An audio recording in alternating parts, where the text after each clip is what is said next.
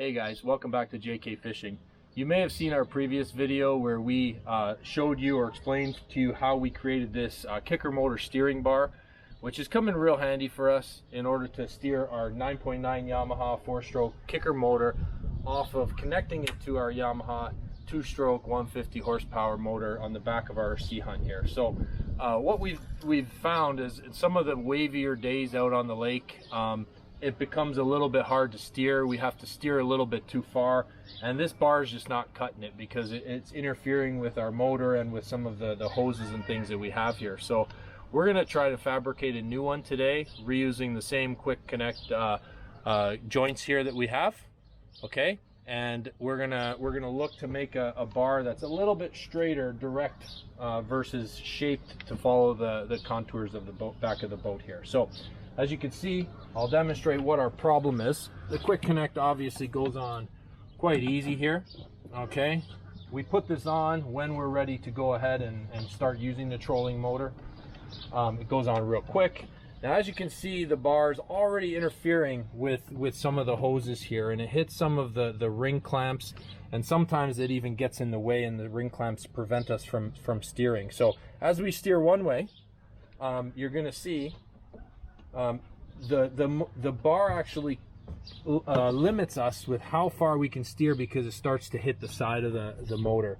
What this does with the kicker motor is it doesn't let us turn it enough in order to reposition the boat when there's heavy waves out on the lake.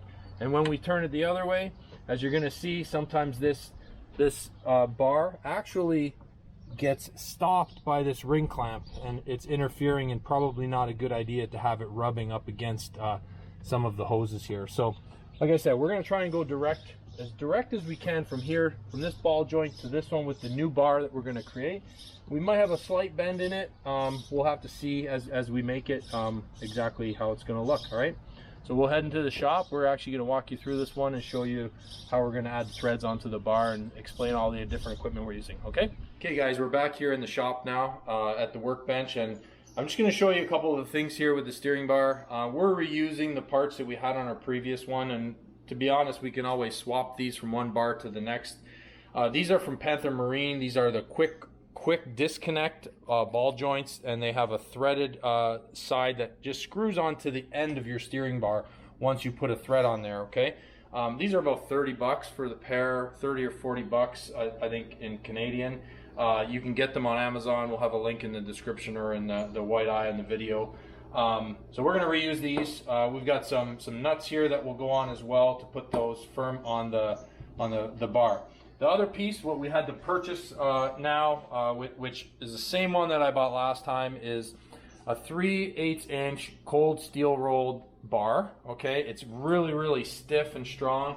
Last time we heated it up to bend it. We may not have to do that today if we can go straight from one ball joint to the next. But what we're going to have to do today is actually put a thread on here so that we can then put the ball joint quick release onto the end of it. Okay, so we'll do about 1.5 inches or 2 inch thread so that we can put this on. All right, so in order to put the thread on, you're going to have to get the proper die. Okay, we had to buy this one special because we found what the thread was on the Panther Marine disconnects, and the one we had to go for was a 3/8 inch 24 NF. Okay, so that's the one that we needed specifically. If you're buying these quick disconnects, or if you're getting different ones from a different manufacturer, make sure to check the specs and so you get the right die that you need to cut the thread onto the bar. Okay, so we're gonna get started on here. The next thing we're gonna do here is we're actually gonna use a grinder. Whenever I'm putting a thread onto a bar like this, I want to grind down the edge so that the die actually catches on a little bit better. Make sure you have your safety goggles. We'll get this started up and I'll show you what we're doing next. Okay, so it's a little loud here, but I've got this bench grinder.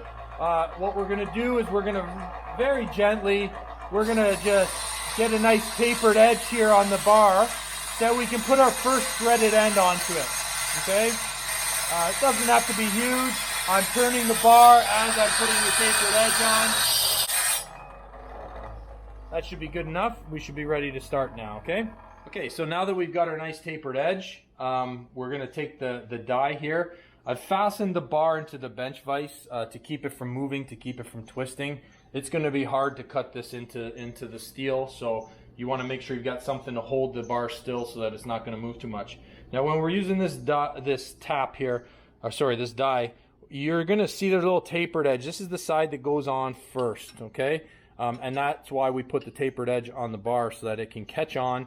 We're going to try and keep it as straight as possible, as perpendicular to the face of the bar, so that we can get a nice thread on here. What I've actually used is I'm actually using my ratchet here, and I'm going to just slide it right in like that. And this will give me a little bit more leverage as I'm cutting into the steel. Okay, so we're going to put it on nice and straight. We're going to just turn nice and slowly. I might want to flick that the other way. We're going to be turning this clockwise to cut into the steel, okay? So as we go, I'm going to feel it catching on. I'm putting quite a bit of pressure on here, and now you'll see it's actually caught on there. And we're going to continue with that, and you're going to start to see steel falling, okay? What I actually like to do is have something to catch the steel. So I'm going to grab a cardboard box from over there, and what I'm going to do is catch the steel, because I don't want it all over the floor here. You'll step on this, you'll get it on your hands. It's not nice to have it in your garage, okay? Okay, so now we got a cardboard box here, a piece of cardboard that's going to catch all the pieces as you hear them falling. With the ratchet, it's really nice too, because you can just turn back, and so you're going to see now that the die has caught on to the steel. It's starting to cut the thread in at the end. I'm going to keep putting pressure and turning this, and we're going to get it about a quarter or half-inch down before this bar is going to start to hit the bottom here, part of the ratchet. So we're going to have to switch to another method there. But you're going to see very quickly the thread will start to take shape.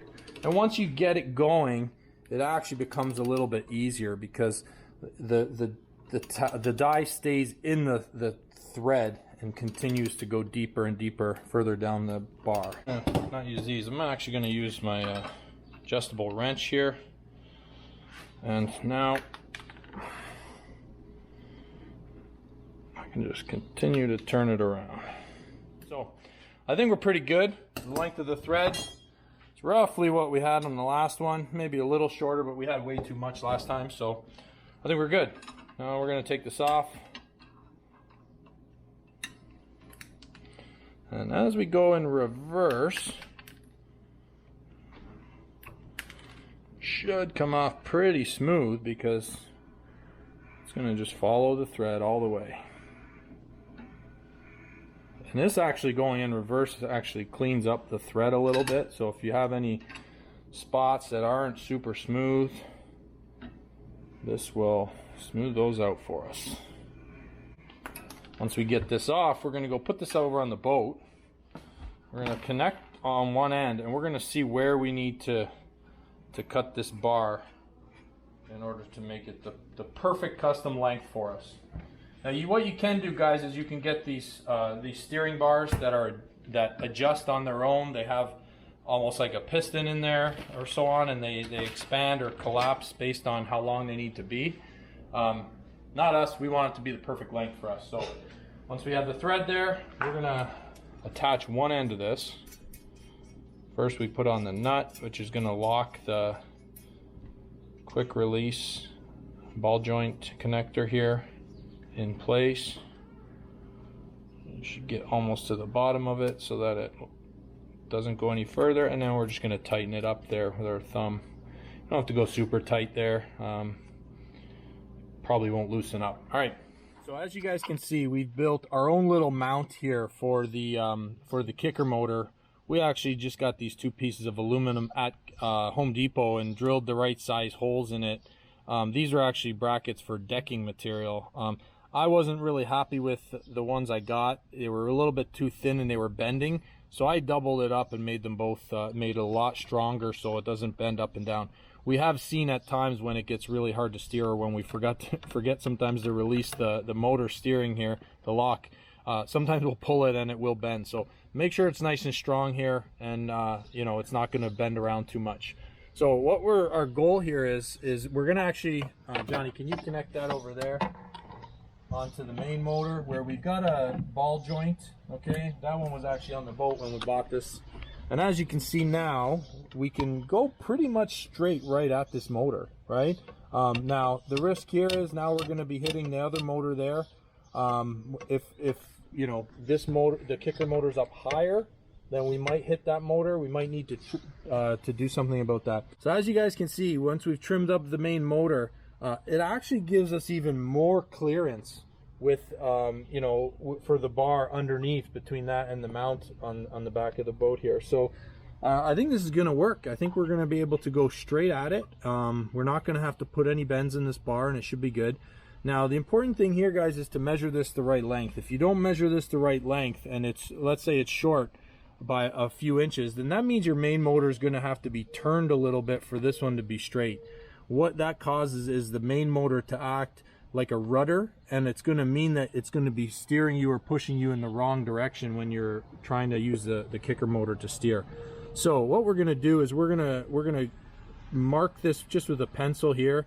I think we're probably going to be around this distance. Okay, so we're aiming to make this the exact length that we need. So we're going to have to plan for probably about an inch or so that it's going to go inside this quick release ball joint connector. So we're just going to mark it there with a pencil.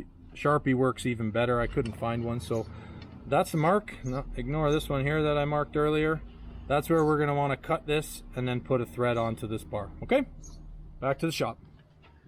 All right, we're back in the shop here, and you see I put a little piece of tape exactly where I want to make this cut in the bar.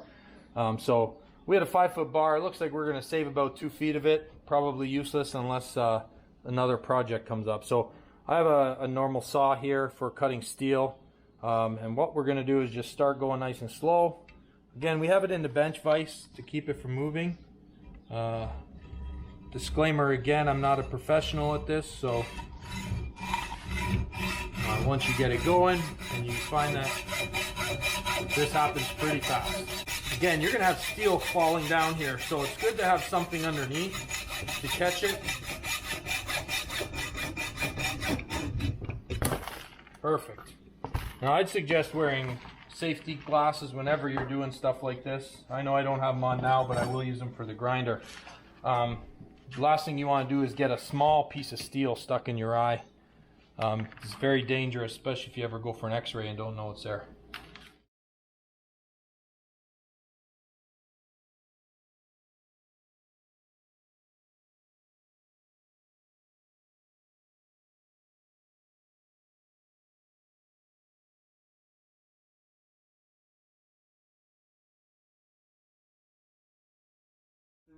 Okay, so we got our next thread done here, guys. We're gonna put the nut on.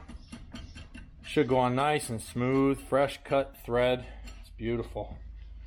Now we're gonna put the quick disconnect ball joint connector here. Put this on nice and far.